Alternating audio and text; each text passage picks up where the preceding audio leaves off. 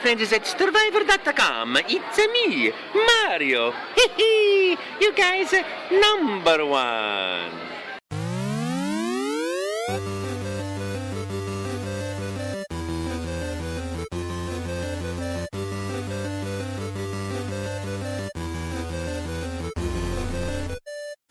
It's Stevivor's Friendly Fire Show, episode 204 for the end of July 2022. Like we said last time, we're a weekly show now. I'm one of your co-hosts, Steve Wright, and joining me is my friend and yours, Ben Salter. How does it feel to have to commit to a per-week thing with this show, Ben?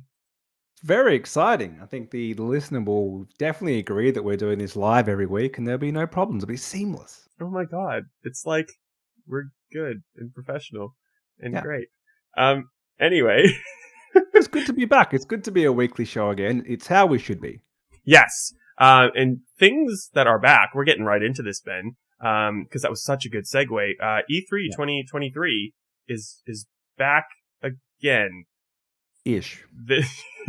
This time, maybe more back than it was in 2022 when it was back and then wasn't back, because now the show, at least in some capacity, is being organized by event producer ReedPop, which you may know from events such as PAX Australia, all the other PAXs, some of the Comic Cons, and the Star Wars Celebration, to name a few. What do you think about that news specifically first? I think E3 needed a bit of a change of format. It didn't really know what it wanted to be when it was still a thing pre-COVID, so I think it's good to have that. I think ReedPop, people who go to PAX probably have no idea who the company is behind it. They don't really care. They just like PAX, which is fair enough. But I think they do a good job of that community interaction. If you're keen to go to that type of thing, makes sense. So I don't know how they're going to make it different to like a PAX, in that maybe it has more stuff which is coming out in the future instead of like that just general culture feel about it. But yeah, I think they're a good company to run it. But it is probably important to kind of separate the E3 live stream and the announcements and the actual show itself. So they've always been kind of dealt up as a package deal, and watching at home at like 3 a.m., that's kind of always felt like that's E3. But as we've said in previous episodes, it's not really. That's kind of the press conferences beforehand. I don't think E3 is going to come back in a live media conference sense. I think we're still going to have the pre-recorded videos. I think that's the way to go. It doesn't really make sense to do those live. They might have like what they did in Melbourne this year with like the live reactions type of thing. And then E3 is the convention. It's the walk around a convention center, stand in long lines, and eventually play a demo. Yeah, I think it's a good company to do it. I don't know if it needs to coexist with Summer Games Fest, and I'm not sure how it coexists with PAX. I'm not sure if is there a PAX in LA. It's kind of the same. Well, so maybe that's how it works. Like it's very samey. But yeah, we'll have to wait and see what it actually looks like when it actually happens. It opens up a lot of questions that I don't like the potential answers, like on either side of how I can see this going. So I guess back in the day, well, let's say 2015, just to try to put a date on things, like E3 was a media and business event where like you and I would be going to get hands-on with games and to interview developers. And it was really good for like, especially us in Australia, because like, you know, we're a half a world away, and, you know, we're all kind of in the same place, and we can network and we can, you know, get access to people that we wouldn't necessarily get in person. The business side is like EB Games and JB Hi-Fi also go, and they're in behind closed doors meetings where they're looking at, you know, Square Enix's Forspoken, and, you know, they're getting explained to them, and they're, you know, thinking about how many units they want to buy for their retail chains based on where they think it's going to land and like the public's need for this game. And like that's changed a lot at the tail end of like the current E3, like 2019. That still existed, but it was like half of the picture, because then it was a lot of general public admission, which is not a bad thing. It's just kind of like it's a different thing altogether. Whether or not that needed to happen, I don't know. Like, it made it harder for us to do our jobs. So is this, because it's ReedPop and PAX, like, is this going to be more consumer focused, more like general public, or is it going to be just like the know-how of ReedPop, but in some sort of 2015 or 2019 model? We don't have the answers yet. I don't know where it's going to go. And the whole added wrench of the Summer Game Fest kind of like trying to muscle in on this, like, I hope they work as partners, and like, we're better at the live stream stuff, so that'll be like the Jeff Keighley kind of thing, and like ReedPop's the physical thing. Like, that makes more sense to me, but I feel like it's mostly going to be two brands like butting heads trying to win, which I don't know who that benefits apart from either of those two companies. Yeah, I think the live event, which is kind of separate, will be fine. I think that if you're actually going in person there, because Summer Game Fest announced that they will do an in-person event next year. I think they're going to be two separate events, and that they're not going to play nicely. Maybe in future years they eventually combine, because they probably can't both exist at the same time. But yeah, I think they're both going to suffer because of the other one's existence. It's not going to fuel each other to do better. I think it's going to be like, Activision says, or whoever says, they'll only go to one thing because they can't do both. And then ultimately, which one do you go to? So that's been the problem with E3 recently, right? Like, EA Play split off to be its own thing. Like, just not being together kind of ruined the whole idea. And is in reviving one of them, you still have two competing shows, and potentially EA does its own thing, and PlayStation doesn't turn up at all, and Nintendo doesn't turn up to one of them or something. Yeah, it's hard to see it all working out, but we'll have to wait and see. We will, and hopefully we find out sooner than later. Something that I want to quickly talk about before we get into our topic-based format, then, is I've got to play Stray. I have reviewed Stray. It's on the website if you want to go check it out. It's a cat game, and it's very much a cat game, with some puzzles and a little bit of combat. I've found the best parts of it come from just being a cat simulator, but like not in the sense of like Cat Simulator 2022. It's fun to like walk across a keyboard and knock things off shelves and just like generally be a cat. You can just curl up and sleep in a ball, sometimes on people's laps, sometimes the Sonic, like, it's really cute and adorable. It kind of overstays its welcome in some ways, but if you like cats, it's a love letter to cats. If you have PlayStation Plus, as not essentials, the other ones, Deluxe and Extra, Premium and Extra, depending on your region, it's definitely worth a little bit of a go. Maybe next week we'll talk about it more when you've had a chance to play yourself, Ben. Yeah, I'm keen to play. So, first game launching on PlayStation Plus, it should get a decent crowd checking it out. Yeah. Well, and it's cute. It's like, it's absolutely adorable. I got to play Stray and be a cat on my OLED C2. And I didn't get to be... No, I didn't. I played it on my OLED C7, which is the LG TV that I own. But I have reviewed the LG C2, which is the 2022 version. Yeah, you do it. You're better at this than I am. The C2 is better than the C7. Doesn't make any sense, but it is. For some reason, LG have reset and just gone back to the beginning. So the C2 trumps the C7, which came out, I guess, in 2017, maybe even before then. Yeah. Whatever it was. So, and what year is your TV from? Which is like the highest number of the C's? I have two. I've got a B9 and a CX, which is 10, C10, and then they reset after that. This is confusing. But both of your TVs have. Let's just do it this way. I own a TV that's HDMI 2.0, which means it's only 4K and 60 frames in HDR. Do both of your TVs have 120 frames and 4K and all that stuff? Yeah, you have better TVs than I do. And I got to have a better TV than you have. God. But I cannot justify the purchase of a 2022 TV because I still have a 2017 TV that's perfectly good. It's like it's that meme of like when you ask your mom for McDonald's, and she's like, we have McDonald's at the house, and it's like basically just like a hot very dog similar or something. Yeah. So I mean, if you're looking for a TV to upgrade to, I think the C2 would be great. Like, that's the only one you can get at the moment. I think the generally an LG OLED is a great way to play a current gen console. So that's really the question: is if you've got a new console, do you need to get a good TV to match? I would probably say yes, to take advantage of everything. It might depend a little on which console you have. Probably more important for Xbox and for PlayStation. That's just because Xbox supports full variable refresh rate, which is your TV will match the what it's kind of seeing, so you don't get any screen tearing. If there's any slowdown or frame drops, you don't actually notice at all, unless it's like significant. And that's the whole time that's been applied to every Xbox game. It's only recently come to PlayStation, but it's only on a few select games, so it doesn't really work. Um, but it doesn't need to, in that a lot of multi-platform games kind of hit a perfect 60 on PlayStation, but they struggle on Xbox. I don't know why. On paper, they should both be pretty similar, but games seem better optimized for PS5, at least to this point. And I haven't really noticed because of the TV. So I think it's a good feature if you have invested in a console and you're looking to spend a couple of grand. Like, they're not cheap, these TVs.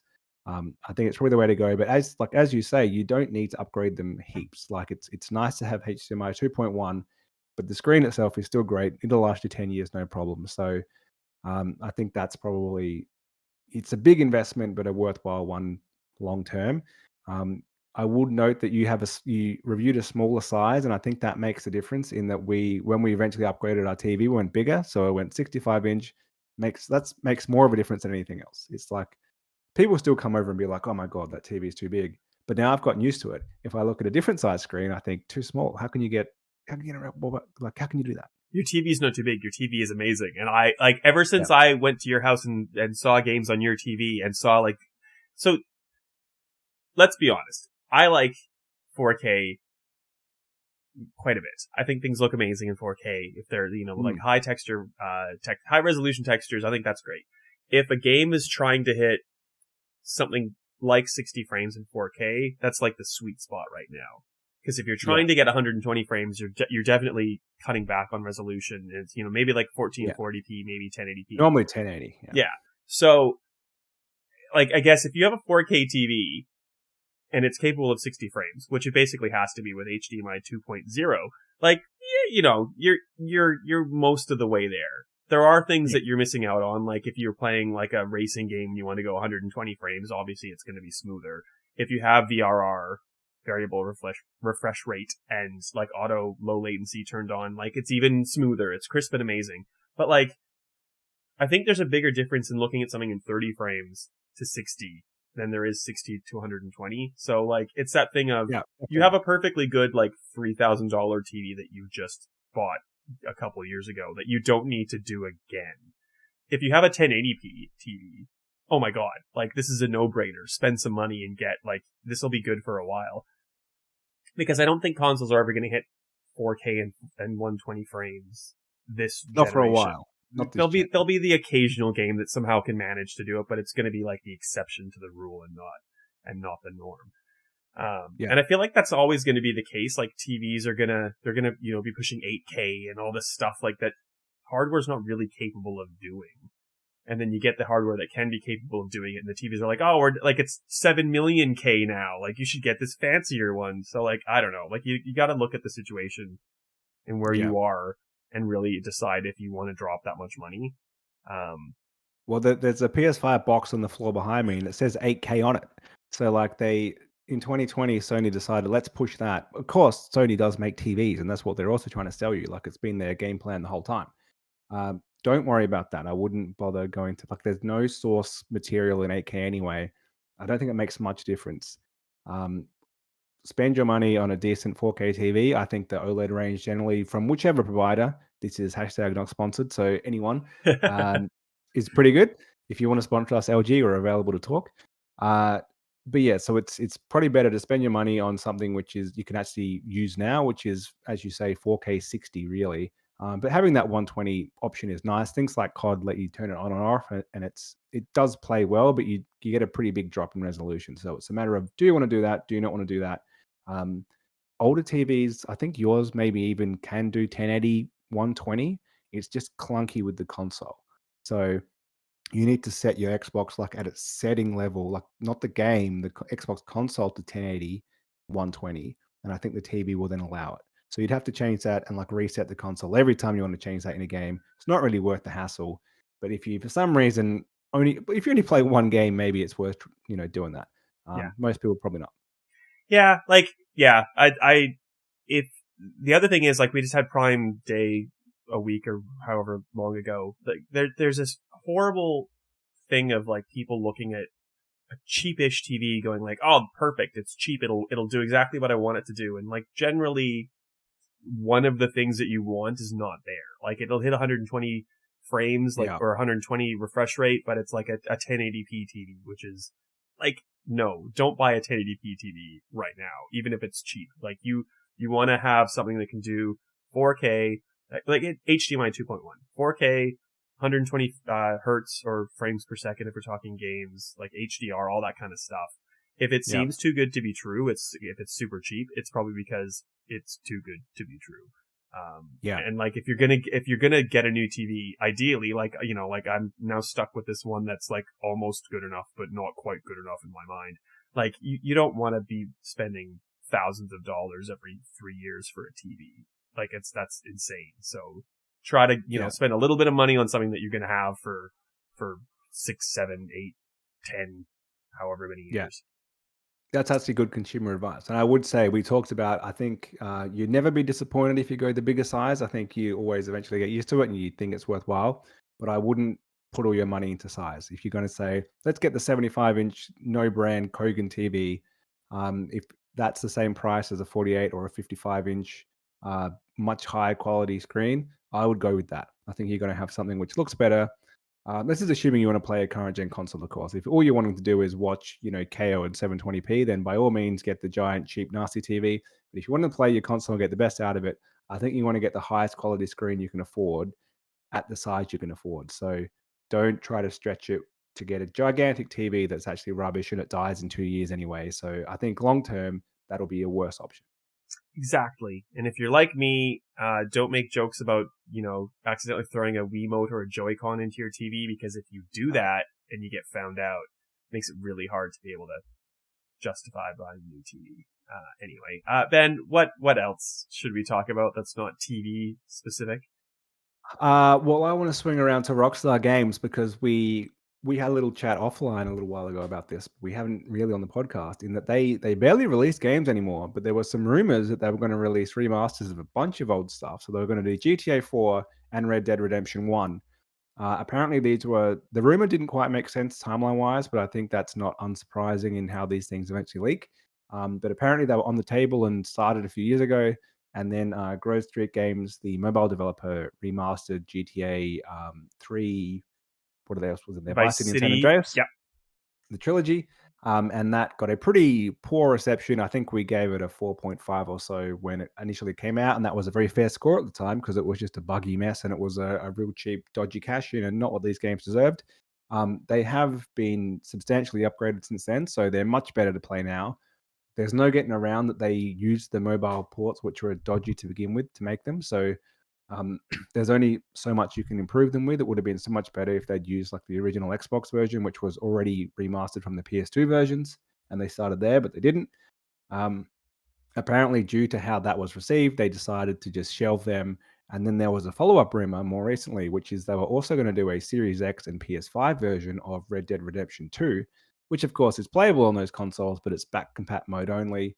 And that seems like a no-brainer. Like, games of that kind of 2018 era have mostly all had a current gen patch. Well, they've done it with Grand Theft Auto 5. Like, they've put out which is older. Yeah. So that makes it seem like a no-brainer. They could sell it again. But they, apparently have been shelved for the same reason, in that they want to put all their attention on GTA 6, which I think does make sense. That's what they should focus on. They've barely released a game for ages. So, but it's strange. Like, why couldn't they outsource some of these to more capable studios? Like, Grove Street Games was not the right spot to do a GTA Trilogy remaster. They expected 3 games from a mobile studio to be console quality. And at that point, it was almost like next gen console, because they probably been making this at the end of the last gen.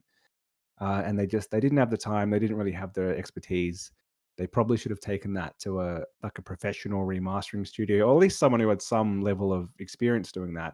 And why couldn't they do that again with like GTA 4, for example? Like, it seems like a no-brainer. Yeah, like a Blue Point or something. Not that they can, because Blue Point's now Sony, but like same idea. And they also did that like horrible thing of like the Sonic Origins thing, where they went, oh, the original games, we don't need those anymore because we have these new fancy versions. We're gonna like delist them from sale, because who needs those ones? You could just get these fancy shiny new ones that work perfectly, which didn't. So like I get why Rockstar would, because of all that, be scared with the new releases, but also like they have so much money. They could do this properly. They could absolutely do this properly. They would all sell like crazy. If you do have a Series X, you can play in back and pat mode GTA 4 and Red Dead Redemption 1, and they're almost like a bare bones, like early days last gen remaster just on their own, because they all have their up-res to 4K. I think they even both, at least one of them has a frame rate boost, so like maybe Red Dead does. I don't think GTA does. Red Dead does for sure. And so they run so much better. They still feel like the control wise are a bit clunky. They're a bit kind of dated 10-year-old games. I think GTA is more like 15 years old. And so you kind of feel it from that point of view, but they actually run pretty well. But then there's no way to play these games properly on PlayStation. Like we don't have the PS3 streaming in Australia, so they don't exist on your PS5, which is kind of disappointing. And yeah, it seems so obvious, especially GTA 4. Like it's so old and it has the GTA name. Like it would just sell like crazy. There are so many Rockstar studios around the world now. Like it kind of it like beggars belief as to why they can't spare some resources, internal or otherwise, to I don't know. But like on the same page, like we talked about, I think last week, like I delete all the things I used to have on my hard drive, because like I'm not going to play 95% of the games that I have from Xbox 360 or Xbox One or whatever that I just happen to have on my hard drive in case I ever want to play them. So, and like I kind of dabbled in San Andreas when they released the GTA Trilogy, but like I didn't really get fully into it again. I've started GTA 5 even like 5 or 6 times and play for a couple hours and then go like, I've done that. I don't need to do it again. In that like respect, I'm kind of just happy to focus on the future and get GTA 6 out. But like I don't think that's going to be anytime soon. So like it's almost like a stopgap measure to re-release some of these games, you'd think. I don't know. Yeah. Well, and especially Red Dead 2. Like, I mean, that's a modern game. That would be an easier one to do. Like, we could talk about this till we're blue in the face, and hopefully we get some news on this either way, like a definite shelving, because it's kind of like right now, like, oh, maybe we're going to still do it, but we're not really focusing on it. Or, yes, we're back doing it. I'm babbling. Let's talk about something else, and that would be what's happening to these weird subscription programs that started out before the actual subscription programs that are now in existence, those being Xbox Games with Gold, and I guess PS Plus Essentials, the core offerings that used to give you monthly games for free, which kind of seems silly if you're on Game Pass or a higher plus tier, which gives you a library of games that just kind of rotate every so often. Too many things, Steve. Why do these exist now? Don't make any sense. And so Xbox is killing 360 games. They're done. They're not coming to Games with Gold anymore. They pretty much said we can't do any more. And the reason they forgot to mention in that email is because every game through Games with Gold had to be back compat for like the last 3 or 4 years, and they've stopped doing that. So there's no more games to give, basically. Games with Gold has been awful since Game Pass launched, and that's because they don't want to put their good stuff out through this. Like it's a legacy service that they feel compelled to do. So maybe hopefully the Xbox One games get a little bit better because they need to, but I feel like they could just kill it. Like get rid of it. There's no real point to this anymore. Well, and like the reason that they're killing the 360 games is that I think like, well, not even just the one, but I know like Torchlight's one of the ones that they released or announced the last month or so ago. And like, I think that's been on at least once before, maybe twice before. So like they've just run out of games to give to people for free because most of us who want to use multiplayer already have them. It was a cool little like addition when you were paying for like Live Gold, which was multiplayer, and you got some games. And same idea for PlayStation Plus Essentials, or when it was just called PlayStation Plus. Like you're paying for cloud saves in Sony's case, and you're paying for multiplayer. You get whatever game per month. Unnecessary, I think. I think most of us who would pay into the lowest tier of a subscription program will pay into the library tier. So that's, Game Pass or at least Deluxe on PlayStation Plus. And like all the games that you want are there. So yeah, it's this weird gesture that like is slowly making less sense. Well, and Sony stopped giving out PS3 and Vita games in 2019, so they cut the last gen way before Microsoft did, and as a result, their games have been better. Like PlayStation Plus games have been better than games with gold for ages. Definitely, no doubt about that. But there's been no PlayStation Plus other catalog since until now. Like we've only had that for a month. I don't think they're going to give out games of that same quality for much longer. I feel like maybe the next couple of months there's things which are already signed up and already ready to go. But in 6 months' time, I think like if they have something good to give, they're going to want to put that in the big subscription to get you to sign up to the higher tier. They're not going to just give it away in essentials. So what's the point of having that there other than just ticking a box because it's what they've always done? And I'd love to kind of see, like, it's the thing that has kind of been plaguing Game Pass since it came out. Like, I talked to Phil Spencer and I'm like, how does this make sense from a business standpoint? Give me the numbers. And he's like, of course I'm not going to do that. That's paraphrasing. But like, take PlayStation Plus in July, I think, as an example, where like you got Man of Medan as a free you get to keep for the length of your subscription ever. Like, they must be paying, in this case, Bandai Namco. Well, like, I don't know, I'm assuming that they pay Bandai Namco something for that to happen, because, like, if I have PlayStation Plus, I'll never buy Man of Medan because I get it for free. As long as I pay my subscription, I own it for, like, the duration of that period of time. So they must have to compensate Bandai Namco. I don't think Bandai Namco would say, like, just here, take this. Just give this to people for free. You get money, but we don't.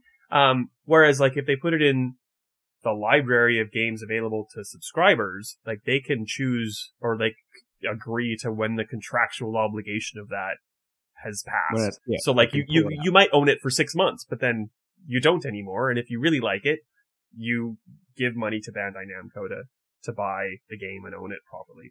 So like, it just makes no business sense in it, like, provided that I'm assuming all this works the way I think it does. Like, it makes no sense for Sony or publishers to want to keep doing these monthly games, right? Yeah. Right. Well, on the flip side, as a player, so yes, you get to keep, if you remember to redeem it, you get to keep that game forever as long as you have a subscription. Um, the flip side is that if you don't get it, you can never get it again. Like, it's like, what about the people who didn't have a subscription 5 years ago when the great games were being released? You can just, they don't normally come up a second time. Whereas if it's in the library, you can just play whatever's there. You subscribe today, you get all those games. You subscribe in 2 years, you get what's there in 2 years. If you subscribe to Essentials today, you get 2 games only, like whatever the 2 games are there now. So there is that element of people who missed the good stuff years ago can still get them if they're in the library. But yeah, you're right. I didn't really consider that. There, once you do get them, you've got them forever, and that probably doesn't work with how the rest of the games work from a contract point of view. Yeah. Well, I used to go and download all the games with gold games and all the PlayStation Plus games. And like, probably years ago, there was a certain point where I just went, nah, like, I can't even be bothered to go and spend 2 minutes to go and like click, because they're not good. Sorry, the games that are on these lists, they're not great. Whereas like, I found Friday the 13th on the PlayStation Plus Deluxe tier, and I downloaded it, and then I went, oh, I think I played that on Xbox. I think I've got some achievements in that. Maybe I should try to, like, play that version and like, top up that list before I, play a second version. And it was like $20 on the store, because I think it was a game that was maybe like a free play weekend or something. Like, I played it, but I didn't own it. And I'm like, it's $20. Like, I'll just buy it. And then I can keep, like, I can work towards the achievements that I've already started. Like, so I've just given money to Gun Media and whoever developed it, Ilphonic, as opposed to like playing the free version that I had, which is insane to me. But that is insane. I don't know why you did that. Because you already had it. Because achievements. No, but like, they've found that people are, on Game Pass. I don't know if there's been a lot of study on, and there's not discounts on PlayStation Plus, but like there's numerous records of, like, games doing really well on Game Pass because people decide to buy them even if they can still access them for their subscription. So like, once again, like, another thing that works that doesn't apply to the monthly free games that are just getting worse and worse and worse, because why would you waste a good game in those avenues? Yeah. I think they'll keep getting worse, but they probably won't get rid of them because they kind of feel like we offer this, we'll get too much flack. The competitor does it, so we need to do it. So I hope I'm proven wrong, but I think these are just going to get worse and worse, and the big hitting good games are going to just be in the library, unless they eventually kind of say it's in both. Like this is your Games with Gold or PlayStation Essential game this month, and it's also in the Game Pass or the Essential or whatever it's called, Deluxe Library. That would be kind of pointless, but I can kind of see them doing that as we've ticked all the boxes and we've done it, and here you go. We don't really care. Or they give you like a bigger discount, like it's 80% off if you want to Yeah. buy it fully, as opposed to the 10% or something that you get. Like if you really like this one and you want to own it for the rest of time, or until we turn off the digital server or whatever. I don't know. Once again, I'm trying to solve problems that I'm totally not suited to solve.